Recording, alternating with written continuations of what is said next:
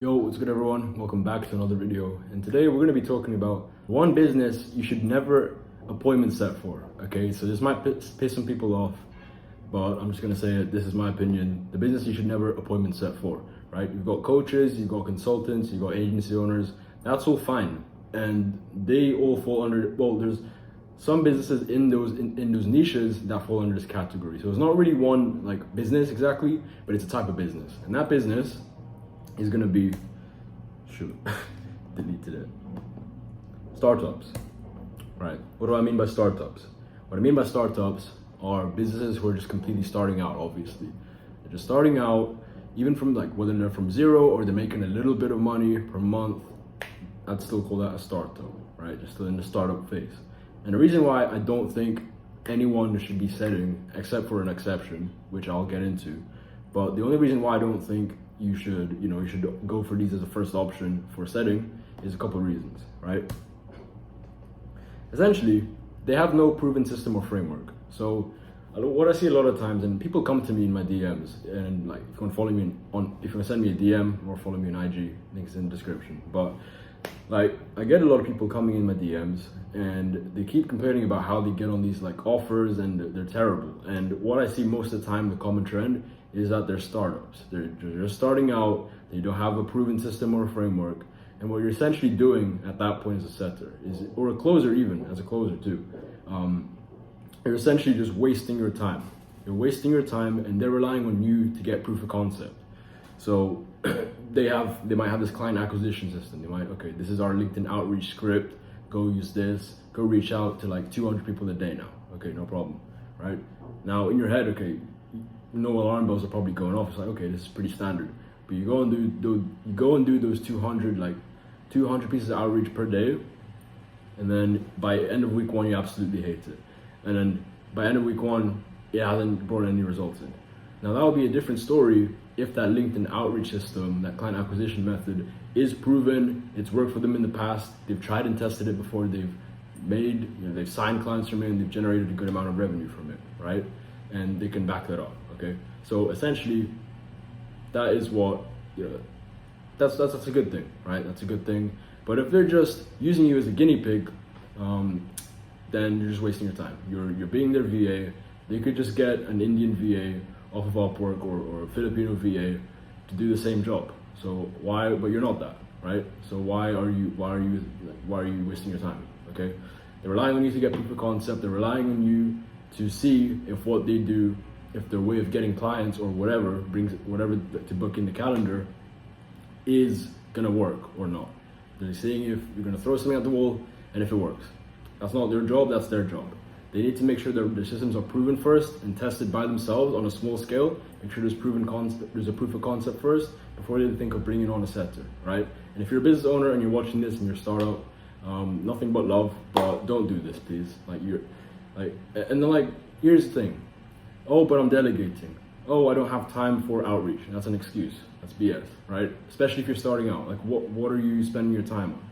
You should have all the time in the world to be doing outreach. That's the one thing that's going to move the business forward. That's what moves the needle forward.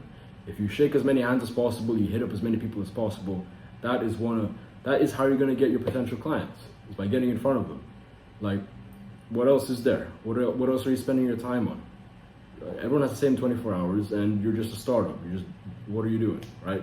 You should have all this time in the world to do outreach and do it for the thing that moves the needle forward, okay? So that's bullshit. Delegating, that's BS too. Like, if you want to delegate, go on Upwork, get a VA to do the same job, but don't just go put a job posting on a setter group and expect like quality people to come and actually stay. All right, your churn rate is going to be extremely high too. That's not a good thing, right? And they're just going to resent you. So make sure before you go and think of hiring a setter, make sure your systems are proven first by you. Make sure there's proof of concept. Does it actually work? It actually books meetings. And then, okay, go ahead, bring in a setter, and even more bonus points if you're actually like generating a good amount of revenue per month. But if you're starting out, like, what are you doing, okay? And this is just a screenshot of a text I sent to someone because someone asked me a question, and then this is what inspired the video. And this is my answer to it. It's like, the question is, there's a company you're working for, and the context is they were on a position where it's the same thing. They're it's like a startup. So is the company you're working for, have they actually tried and tested the framework they're giving you, and has it worked? Because if it has, fine, but if not, then they need to go back to the drawing board and come up with something that does work and do it themselves first. We're not here as setters to fix their business.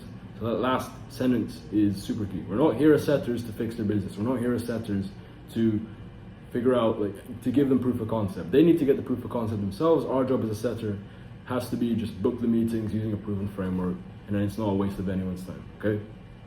Now, if you're not pissed off yet, I don't know what else to tell you, but the only exception, like, this is basically what I'm gonna say is the only exception when you should be working for a startup is if you're completely starting out. So this is for setters, right? If you're just completely starting out and you just can't seem to land a decent position, you've tried everything you can, you just can't land a decent position. So, okay, basically what I'm saying is if you're down bad, okay, work with a startup for a bit, right? Use it to gain experience, get repetitions, and leverage for when you apply for your next position. So let's say you work with them for like a month, 2 months even, and then you decide to call it quits and you go find a better position, but they say they need experience or maybe like entry-level experience. You're now better off because you've already had experience technically working for that company for 2 months. Whereas if you just applied for that entry-level experience needed setting position without any experience, right? Who's going to get the gig more likely? It's going to be the one with a bit more experience, right? So you can actually leverage that. Use that as a play for leverage for when you apply for your next position, and hopefully, like if you're smart about it, it's actually a decent one, right?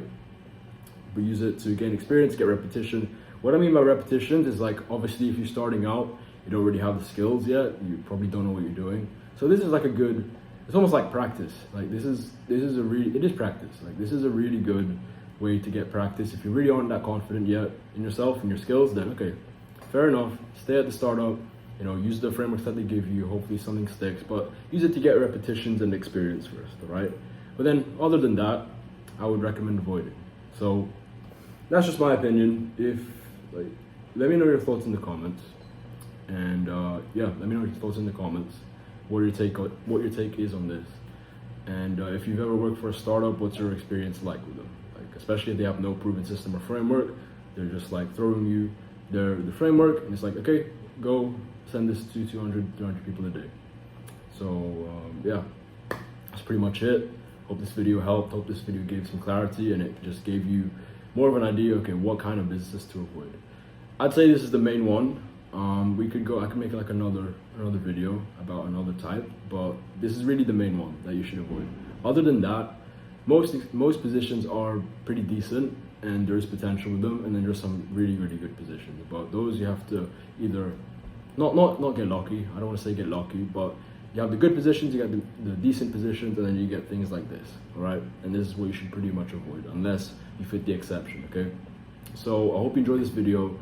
Make sure you like, comment, subscribe if you're new to the channel, and I'll see you in the next one.